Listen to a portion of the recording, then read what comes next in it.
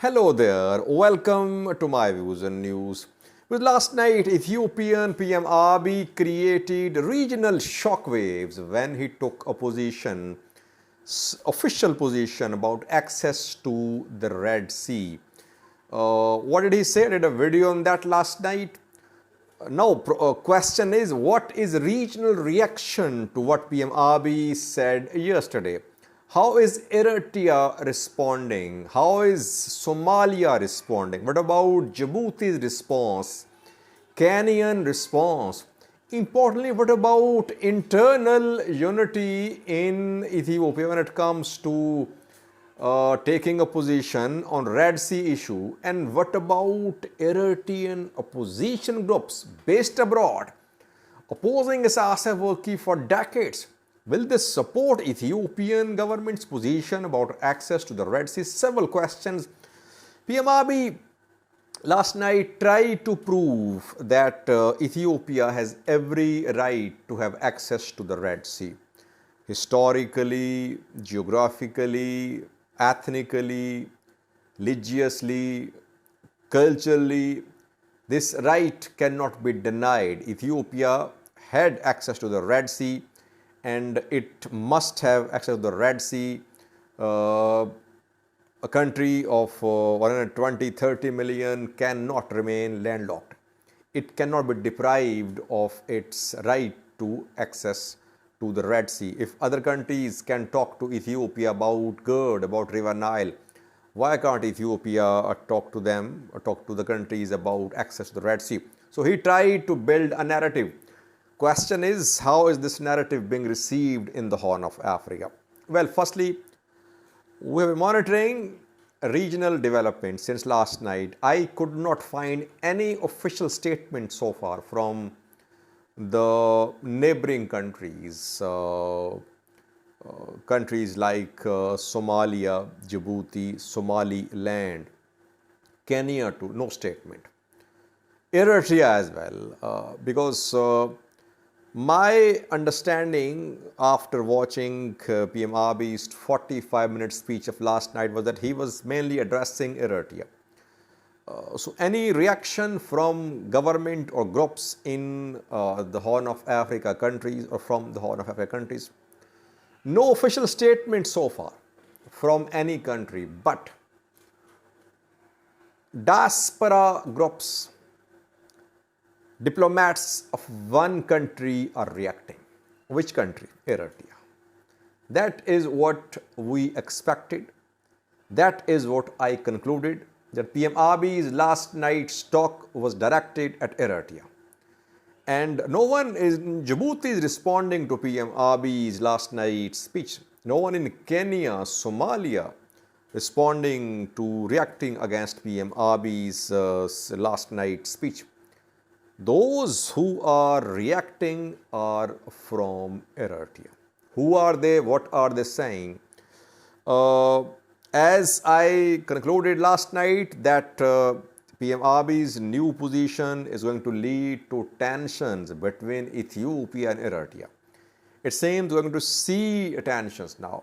Estefanos, who is Eritrean ambassador to Japan, spoke after the documentary published last night by Fana TV, and he's the one who 2 days ago spoke about Eritrean territorial integrity and sovereignty.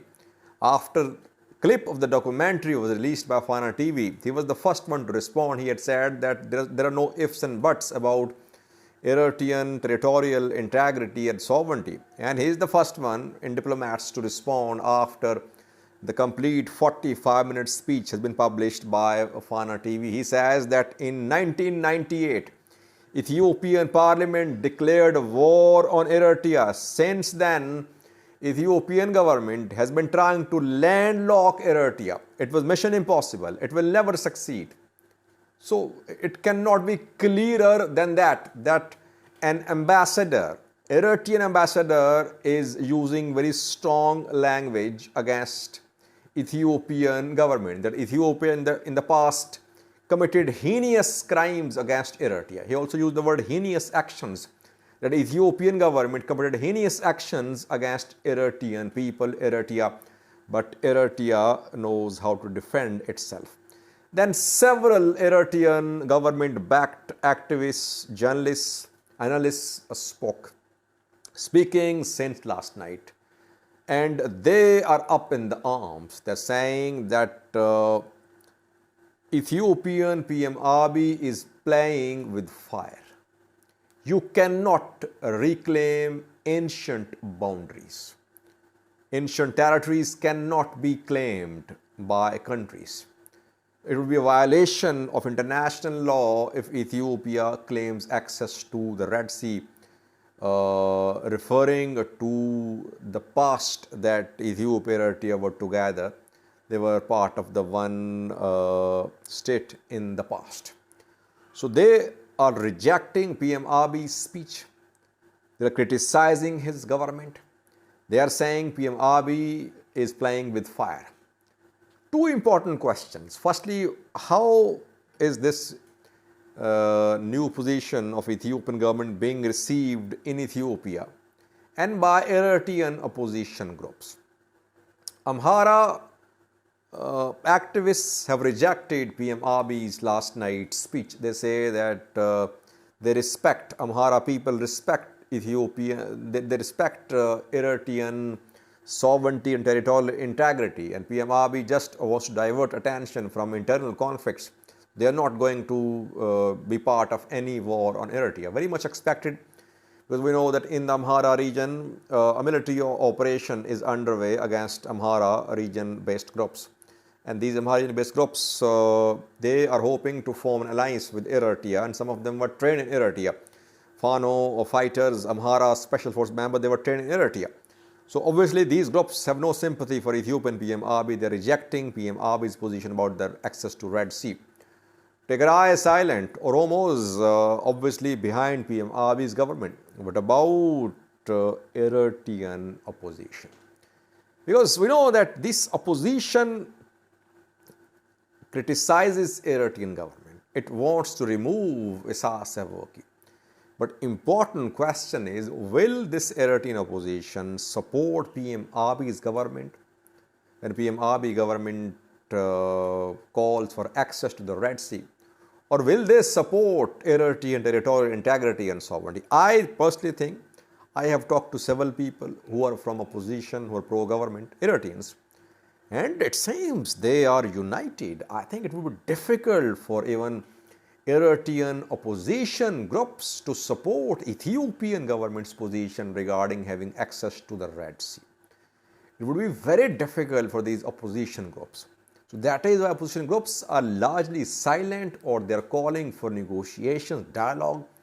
They are not slamming PM Abiy's government, because if they start slamming PM Abiy's government, it means they are supporting Eritrean government. So unknowingly, I think what PM Abiy said yesterday is going to unite Eritreans. And the war has not happened so far, by the way. If Eritrea is attacked by Ethiopia to gain access to the Red Sea, you can imagine the unity which will develop in Eritrea, inside Eritrea, abroad as well.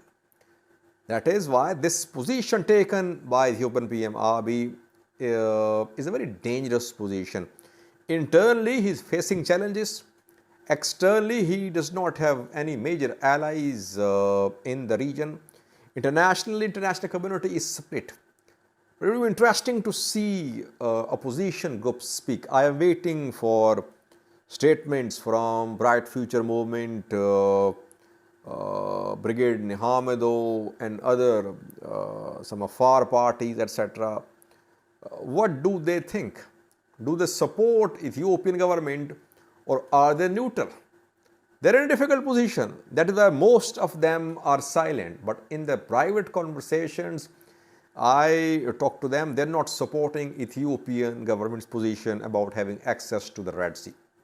This is the overall situation which we have monitored since last night. PM Abiy's government took a position to just put diplomatic pressure upon Eritrea. By the way, people say, Sajid, you have been criticizing Ethio Forum, Ethio 360 about their reporting regarding meetings held in Ethiopia, which they reported, and they said that Ethiopia was making preparations to take Assab by force. Well, I still maintain Ethiopia is not making military preparations to take back Assab. That is what I concluded yesterday. Ethio Forum, Ethio 360 both want this war to happen. Ethio 360 are pro-Fano. If this war happens, obviously it will be a sigh of relief for Fano fighters. Ethio Forum, pro-TPLF. TPLF wants revenge. So if Ethiopia attacks Eritrea, obviously Tigray would be the first one to welcome. So both want this war to happen. Practically, on the ground, nothing is happening. Have you seen any mobilization of Ethiopian military towards Eritrean borders? Any images confirming? No. What PM Abiy said yesterday is a diplomatic position, official position. He has raised this issue on national level.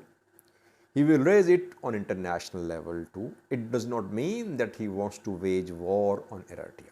At this point of time, Ethiopian government cannot afford to open new fronts. Ethiopian government will be in a difficult position. It is already fighting on several fronts. So no signs of any war. This war hysteria which we're seeing is creation of those who want this war to happen. And people have not learned what is happening in Tigray. Tigray mothers who are being told about the deaths of their sons. You have seen pictures. We have seen pictures of these poor mothers.